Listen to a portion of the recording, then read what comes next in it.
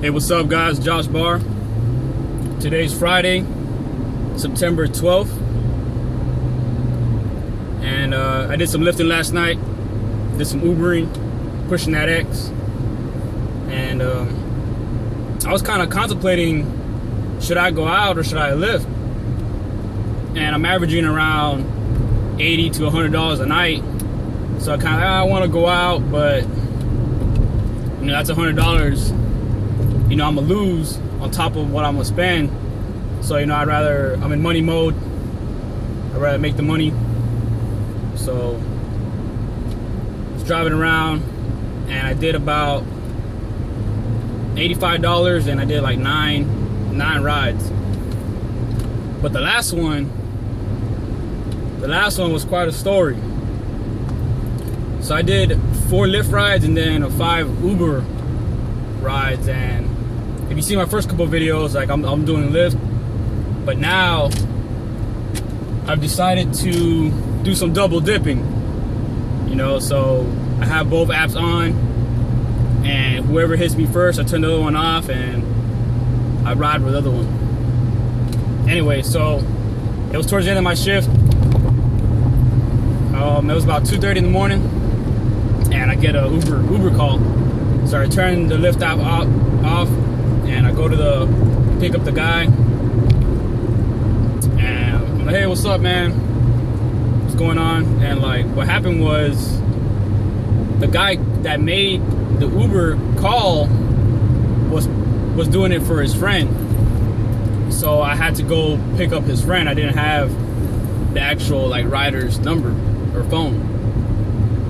So anyways, like, I call the guy, hey, you know, where's your friend at? Oh, he's coming out right now, whatever. So, you know, the guy comes in and, you know, he sits in the front. Most Uber people sit in the back and most Lyft people sit in the front. But anyway, he sits in the front.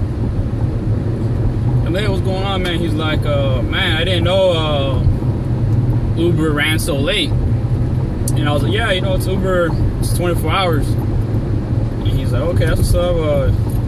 So how much do you make a night? And I was like, about $100 a night, you know, for 6 hours worth of work, about $100 a night. And, oh, that's what's up, man. I need to get on that. I'm thinking about that. Like, so the guy's like, you know, I need to get on that. That's what's up. I just moved here, like, you know, 2 weeks ago. I'm like, okay, what was that? So I'm like, okay, you know where you come from? Oh, I came from San Francisco.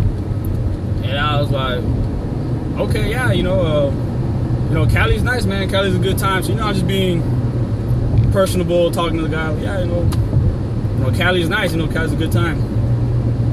And, you know, he said he said San Francisco. And, you know, stereotypes are rooted on truth. You know, stereotypes exist for a reason. But I was like, okay, yeah, you know, just Cali in general is a good time. So, okay. He's like, yeah, you know, I just moved here from San Francisco, and you know, I had a lot of fun in San Fran. I'm like, yeah, you know, Cali's a good time. And he says, yeah, but I was kind of having too much fun. I'm like, oh, okay, that's what's up. You know, I was having so much fun, I was getting distracted from work. Now I need to come back here, Charlotte, and get back to work and be more focused. I'm like, okay, yeah, you know. Alright. So, you know, we're driving, and he's like, hey, I'm gonna be real bold right now. And I'm like, okay. And he says, you're an attractive man. And I'm like, okay, thank you. Right, I guess, like I don't know, like, you know, why? I guess I'm supposed to be like, get out of my car, you know, like, oh, okay. And then I kind of like, you don't got to be really good to read in between the lines to see what's going on there. So I kind of like look to my right, like, you know, like, okay, like, you know where I stand, I know where you stand, you know. And he was kind of like looking at me, like trying to see, like, get a read for me and see how I was gonna react to it. And try to lock eye contact, but you know, it's whatever. So you know, it killed the conversation. But I maintained like composure. I just kept, you know, driving. Like I didn't get angry. I didn't, you know, lose composure. I was just I was more surprised and like, you know, shocked. Like, oh, okay. Like, you know, it's 3 o'clock in the morning. I'm in downtown, whatever. So, whatever. So we keep driving, and then like, I usually have my hand on the clutch, but this time I kind of had it like, you know, on next to my, like on top of my leg, like next to my leg. And like he like puts his hand like closer to like my thigh. And he's like, "Can I?" And I'm like, "No, dude, no." And he's like, "Okay." He's like, "Come on, man, can I?" And I was like, "No, I'm good, man, I'm good." And so he's like, "Okay," and then he's like, "Can I grab it?" And I'm like, "No, man, I'm good, man. Like I'm just gonna, you know, I'm just gonna drop you off. You know, I'm good." And he's like, "Well, you know, I was bold. Like, you know, I should get some kind of recognition. I should get like, you know, I was so bold. You know, you should, you know, reward me." And I was like, you know, boldness is good. Like, you know, that's cool, but you know, I'm good. Like I'm not interested. What the fuck?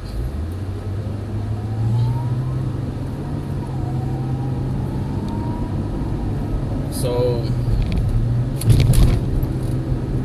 anyway, so like that's how that conversation went. And so we're driving, and then like he's still like talking to me, and I'm like, you know, I didn't really completely like shut down, like, you know, I didn't say like shut the fuck up, get out of my car. You know, I was kind of like still like just, you know, talking. And he's like, "You ever have some roadhead?" And I was like, "Nah, man, no, man." He's like, I'll give you $20. Let me give you some roadhead." And I was like, "No, man." Like, this guy was like persistent. He was adamant, and then he offered me like, "Come on, it's a fair deal. I'll give you $30. So he's over here trying to bribe me, and I mean, the thing is, like, I didn't feel threatened. Like, I didn't feel, obviously I was kind of like slightly uncomfortable, but I didn't feel threatened just because I was confident I could control the situation. I could like stop it from physically escalating. You know, I was confident that I could defend myself, you know, stop the car and take them out or something. But you know, it was, you know, I had some interesting people, but this guy was like very adamant, and I guess he saw that I wasn't gonna like hit him, or I still maintained composure, so he kind of like kept like verbally sexually assaulting me or whatever. And you know, I thought it was kind of like funny, but you know, it was just interesting.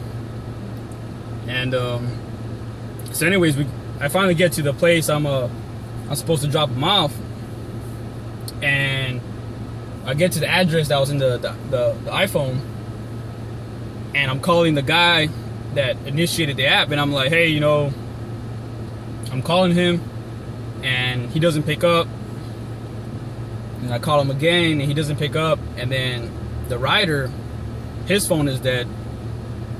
So I'm like, okay, like, you know, where are we supposed to be? Like, we were in the area, but we weren't like in the exact place. We couldn't find his exact address. So then the rider is like, call this number. And with the Uber app, like, they give you a business number to call. So that way there is no, you don't really have the rider's number and they don't really have your number. They kind of, it's like that mutual, there's that middle number. That way people don't have each other's number like that.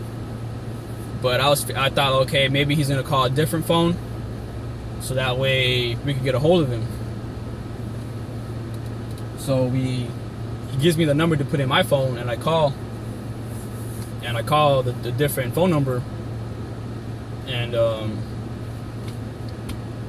the guy picks up, and the guy's like, oh yeah, you know, over here, take a left and take a right, whatever. So whatever, I drop the dude off, whatever, I leave. And so now it's like 3-something in the morning. And, you know, I go to sleep around 4 or whatever. And then I wake up this morning and it was a text. And he was like, hey man, that number I had called, like, hey man, do you still want $20? And so like, I haven't responded to the text, but you know, just crazy. But you know, I don't hate gay people. I don't have a problem with gay people.